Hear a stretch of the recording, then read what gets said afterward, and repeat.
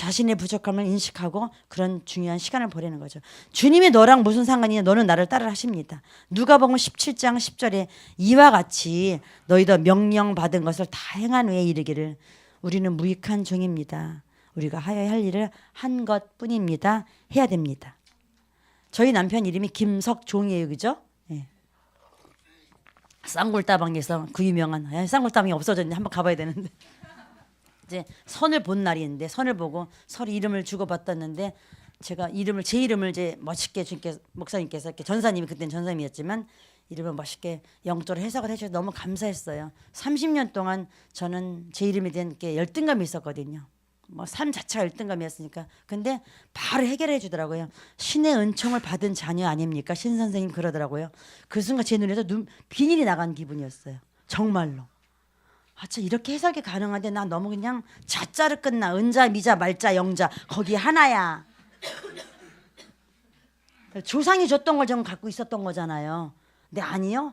영적으로 해석하니까 그래 난 신의 은총을 받은 자녀지. 그러나 거기에 맞게 살래. 눈이 번쩍 띄었다니까요. 그리고 여기까지 왔어요. 결혼 28년 차. 잘 왔죠? 감사하잖아요. 그럼 나도 빚을 갚아야 되잖아요. 전도사님 저도 이름을 해석해 볼게요. 아씨 기도를 했죠. 집에 가서. 율법주의식으로 기도를 했겠지만 근데 그때 제가 누가복음을 읽고 있었어요. 마침 제가 그때 성경 읽는 중에. 근데 이게 딱 17장이 딱 읽게 된 거예요. 근데 그 순간 확 들어오더라고요. 그래서 다방에 가서 데이트할 때 얘기를 했죠. 쇠금변을 쓰더라고요. 김 씨는. 그래서 무쇠같이 돌석자. 원래 주석석자거든요. 근데 쇠땅 무쇠같이 돌 같은 내가 주님의 영원한 무익한 종이 되겠습니다. 전도사님이 그 패턴으로 가신다면 난 당신과 살 거예요. 그러나 그 종의 마음, 이 17장 마음 없이 어느 날 교만해지려면 난 안 가요. 그걸 좀 분명히 했어요. 그랬더니 그 눈에서 인정을 하더라고요. 이 말씀대로 가겠다고. 그래서 저는 이걸 읽을 때마다 남편이 떠올라요. 그래서 지금도 좀 하면 주님 종으로 내려게 해주세요. 이렇게 기도를 해요. 그럼 가차없이 아파요. 가차없이 일이 생겨요. 아멘이죠. 축복인 거예요. 그래야 일로 오거든요. 우리는 빨리 내 자리로 와야 돼요. 우리 메시아 자리 가면 큰일 납니다. 위험한 거예요. 교주가 돼요. 빨리 우리 무익한 종들 오는 거예요. 우리가 주님이 부르신 표대를 향하여 열정을 다해 달려갔다고 해도 그렇게 할 수 있는 분이 누구죠? 은혜를 주신 분이 하나님입니다. 그러므로 그런 건강과 지혜와 사람과 기회를 주신 주님께 감사를 드린 것이 마땅하지 내가 한 건 아니잖아요. 다른 사람이 어떠하며 관심을 두기보다 자신의 내면을 성숙시키는 우리가 되어야 되겠습니다. 우리 삶의 방향과 목적이 주님을 기뻐하고 영광 돌리는 것이라면 어떻게 살 것인가? 무엇을 할 것인가는 방향을 중심으로 재조정되어야 됩니다. 2018년에 여러분이 세웠던 계획이 바울이 주님께 드렸던 두 가지 질문과 혹시 전혀 다른 계획이었다면 수정하셔야 되겠죠. 네. 먼저 질문부터 하셔야 돼요. 주님 누구십니까? 질문하신 다음에 목표를 세우셔야지 목적이 없었다면 다시 수정을 하셔야 돼요. 다메섹에서 변화된 바울은 신약 성서의 많은 부분을 기록하는 성령 충만한 계시를 받았어요. 로마에서 순교하는 멋진 분이 되었죠. 근데 이런 그 긴 여정 속에서 바울은 다메섹에서 나를 만나 주셨던 그 주님을 결코 잊지 않았다는 거예요. 이런 마음으로 전도 사역을 다녀요. 그래서 어디에 나오냐면 고린도전서 15장 8절 이런 고백을 해요. 만삭되지 못하여 난 자 같은 내게도 보여주셨어 주님이. 만삭되지 못했던 게 뭐예요? 나 칠삭동이 팔삭동이 제대로 몸도 못했는데 그렇게 영적으로 부족한 난데도 그 주님이 날 만나주셨어. 그 얘기예요. 안 잊었어요. 바울은. 그렇게 3,000명 앞에 설교를 하고 뭐 손수건 여자 그만 이적을 행해도요. 절대 다메섹을 잊지 않았다는 거예요. 나의 옛날 모습을 잃지 않았다는 거죠. 올챙이적 시를 잃지 않았다는 거예요. 우리는 나는 올챙이 없었어. 난 태어날 때부터 개구리야. 착각하지 맙시다.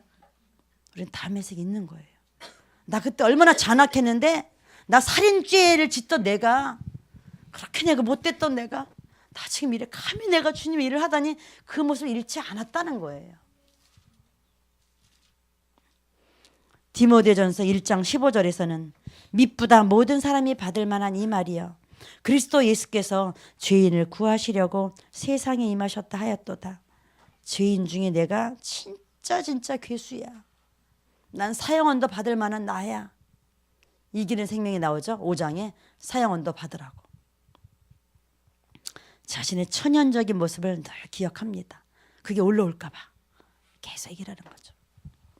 바울은 고린도전서 2장 1절에서 4절에서 이렇게 얘기를 합니다. 형제들아, 내가 너희에게 나아가 하나님의 증거를 전할 때에, 이제 하나님의 말씀 복음 전하는 거 전할 때에 말과 지혜의 아름다운 것을 하지 아니하였나니 내가 너희 중에서 예수 그리스도와 그와 십자가에 못 박히신 것 외에는 아무것도 알지 아니하기로 작정하였습니다.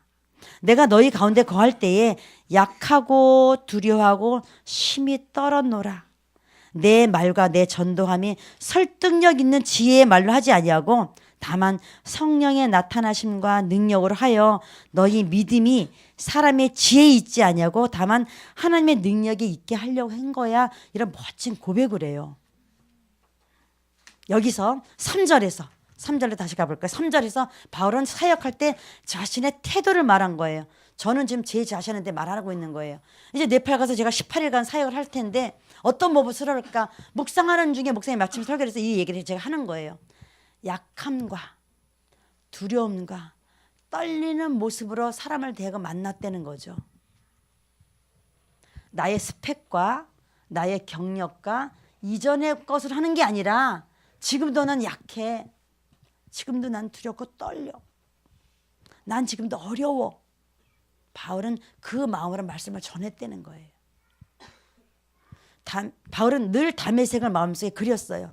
자신이 어디서 왔는지, 그 첫사랑의 순간을, 그리고 주님의 은혜가 아니면 아무것도 할 수 없는 자임을 알았기에 그렇게 많은 사람 앞에서 당당히 전도하는 자였음에도 불구하고 그의 내면은 약하다고 말합니다. 난 오늘도 약해요. 난 누구 한마디 오늘도 상처받는 나예요. 난 약해요. 주님 없으면 전 못해요. 누가 약한 자입니까? 자기를 부인하는 자는 약합니다. 옛날 복음성가 이런 게 있어요. 나는 비록 약하나 주 예수는 강하다. 혹시 아시나요? 나를 도와주시는 주님 곁에 가까이 가리라. 30년 전 노래네요. 누가 두려워하는 자일까요? 나의 것을 하는 것이 아니기에 높은 하늘의 비밀을 감히 말할 수 있음에 두렵고 떨림으로 말한다는 거죠. 이 마음 없이 네팔 다 필요 없습니다. 그건 관광이죠. 아닙니다. 이 마음으로 그들을 만날 때 주님이 나타나시지 우리가 여러분이 많은 헌물을 주셔서 너무 감사해요. 정말 넘치게 주셔가지고요. 선별할 정도니까요. 너무너무 감사합니다.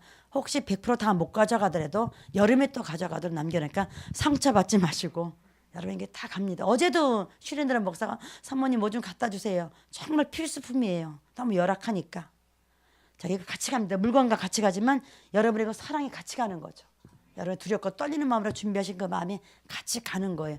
주님이 결국 일을 하셔야지 우리가 할 수는 없다는 거죠. 여러분은 두려워하는 자입니까? 떨리는 자입니까? 전도도 사역도 어떤 활동도 말을 떠나서는 불가능하죠. 저도 말을 해야 돼요. 그러나 말을 잘하는 것으로 주님의 능력이 나타나지 않습니다. 오직 생명이 흐르는 길은 하나님의 생명의 통로가 되려는 자세가 되는 거예요. 말씀이 흘러가는 통로가 되는 자세가 뭐라고요? 난 약합니다. 두렵고 떨리는 마음을 할 때 이 통로가 되는 거지. 나 할 수 있어요. 나 시켜봐요. 내가 주님을 막는 거라는 얘기죠. 그래서 사도 바울은 자신의 모습이 자칫 세상적으로 유명해지고 높아지는 사탄의 전략에 넘어지지 않기 위해서 고린도전서 15장 31절에 형제들아 내가 그리스도 예수 우리 주 안에서 가진 바 너희에 대한 나의 자랑을 두고 단언하노니 다 같이 읽을까요? 나는 날마다 죽노라.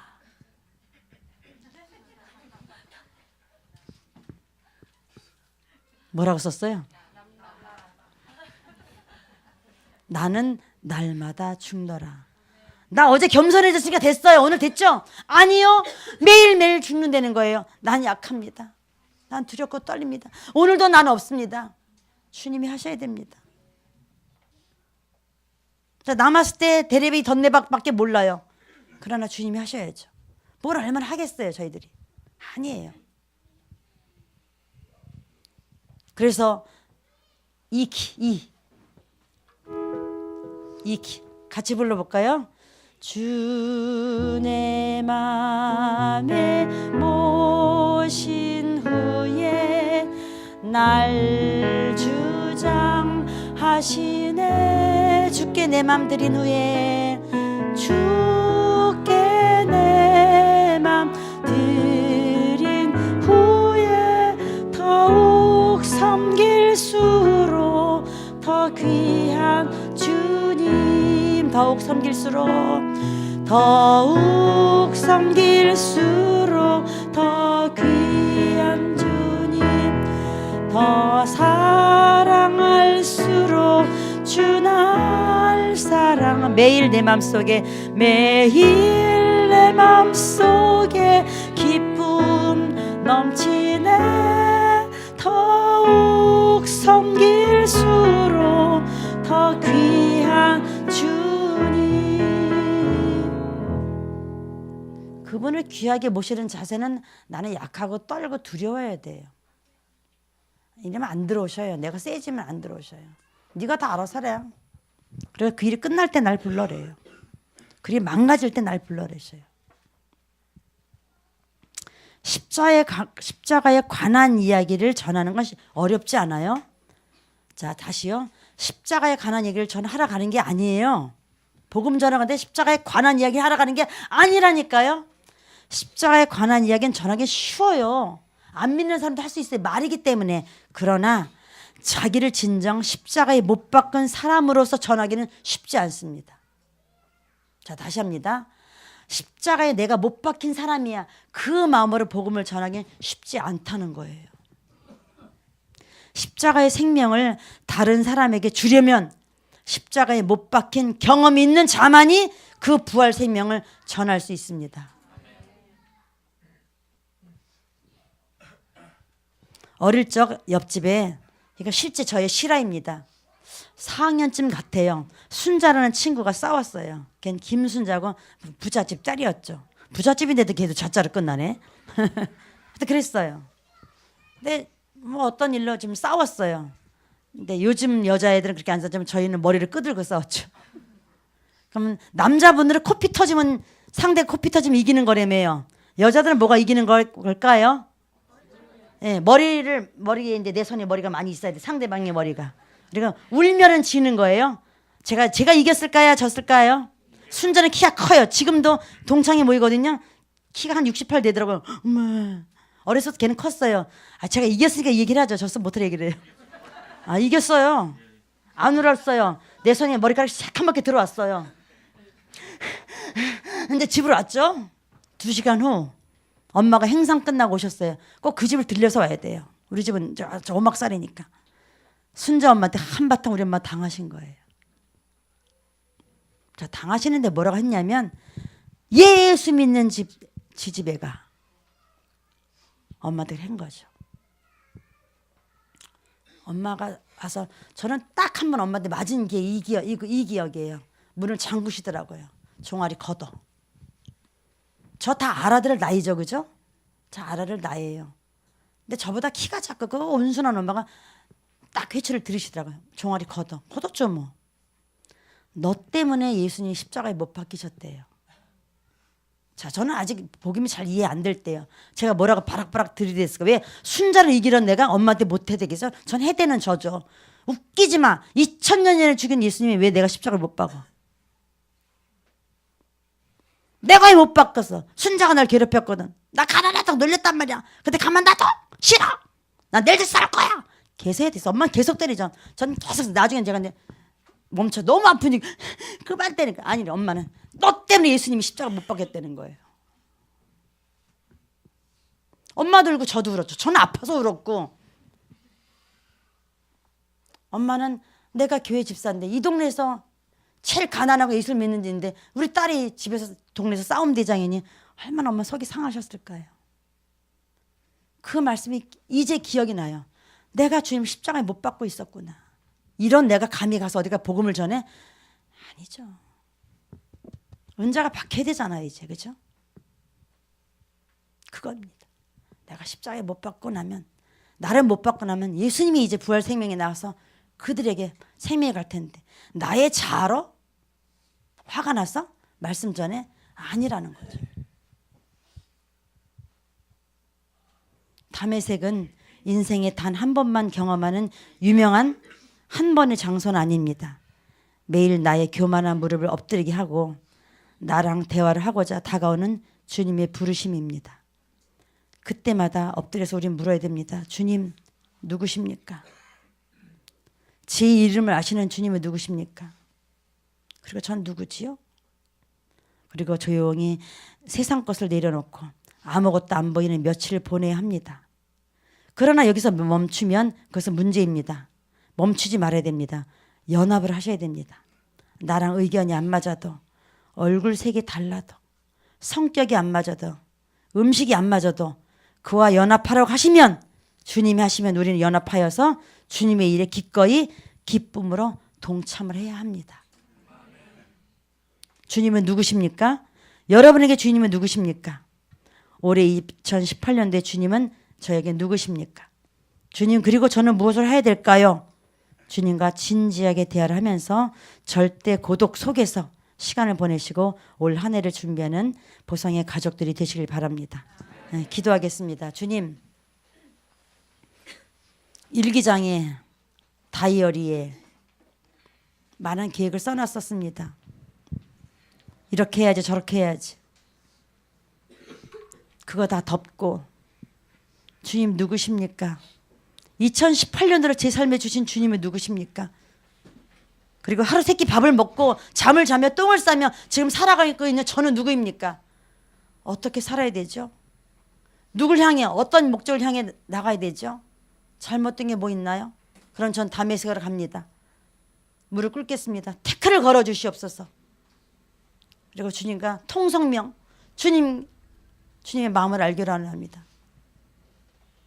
그리고 다가오는 아나니아 그와 연합하기로 합니다. 나랑 레벨이 안 맞고 처음 보는 낯선 어색하다 할지라도 그 안에 예수 생명이 있다면 내 안에 예수 생명이 있다면 연합하겠나이다. 주님 우리를 붙들어 주시옵소서. 내가 오늘도 예수 십자가를 못 박는 것이 아니라 내가 박히겠나이다. 오늘도 나는 날마다 죽기를 원합니다. 부활 생명으로 다시 살아난 이후에 복음을 전하고 사역을 하고 형제와 손을 잡고 눈빛을 주고받으며 커피를 전달해주는 그런 아름다운 사역을 하기로 합니다. 교회를 세워나가기로 합니다. 주여 저를 불쌍히 여겨 주시옵소서. 예수님의 이름으로 기도드렸습니다. 아멘.